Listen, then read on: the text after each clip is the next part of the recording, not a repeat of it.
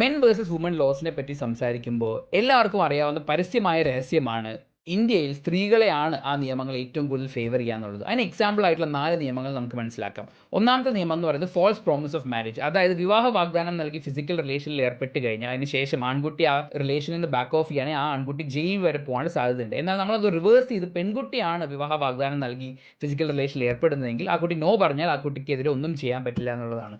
രണ്ടാമത്തെ നിയമം sexual harassment at work place. അതായത് ഒരു വർക്ക് പ്ലേസിൽ ജോലി സ്ഥലത്തിൽ പെൺകുട്ടികൾ നേരിടുന്ന സെക്ഷൽ ഹരാസ്മെന്റിനെതിരെ മാത്രമേ നമുക്ക് നിയമത്തെ സമീപിക്കാൻ പറ്റുള്ളൂ. ആണുങ്ങൾ അവിടെ ഒന്നും നേരിടുന്നില്ല എന്നുള്ളതാണ് അവിടെ പ്രിസംപ്ഷൻ വരുന്നത്.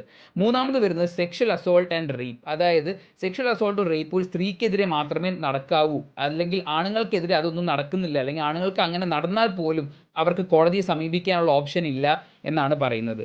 4 മെയിൻ്റനൻസ് ലോസ്. അതായത് ഒരു ഡൈവോഴ്സ് കേസിൽ എപ്പോഴും ഒരു ആൺകുട്ടിയുടെ കയ്യിൽ നിന്നാണ് എപ്പോഴും ഒരു പെൺകുട്ടിക്ക് മെയിൻ്റനൻസ് വാങ്ങിക്കാനുള്ള ഒരു ഓപ്ഷൻ ഉള്ളൂ. ഇൻ കേസ് ഇപ്പോൾ ആൺകുട്ടി ഒന്നും ഏൺ ചെയ്യുന്നില്ല, പെൺകുട്ടി ലക്ഷങ്ങൾ ഏൺ ചെയ്യുന്നുണ്ടെങ്കിൽ പോലും ആ പെൺകുട്ടിയുടെ കയ്യിൽ നിന്ന് മെയിൻ്റനൻസ് വാങ്ങിച്ചെടുക്കാനുള്ള റൈറ്റ് അവിടെ ആൺകുട്ടിക്ക് വരുന്നില്ല. അപ്പോൾ ഇതിനൊരു റിവേഴ്സ് ആർഗ്യുമെൻ്റായി പറയുന്നത് ഈ ലോസ് സ്ത്രീകളെ ഫേവർ ചെയ്യുന്നത് അതിനുള്ള കാരണം സൊസൈറ്റി ആണുങ്ങളെ ഫേവർ ചെയ്യുന്നു എന്നുള്ളത് കൊണ്ടാണ്. ഇതിനെപ്പറ്റി എന്താണ് നിങ്ങളുടെ അഭിപ്രായം? കമൻറ്റിൽ രേഖപ്പെടുത്തുക. ഇന്ത്യൻ നിയമങ്ങളെ വളരെ എളുപ്പത്തിൽ മനസ്സിലാക്കാൻ ഈ ചാനൽ ഫോളോ ചെയ്യുക.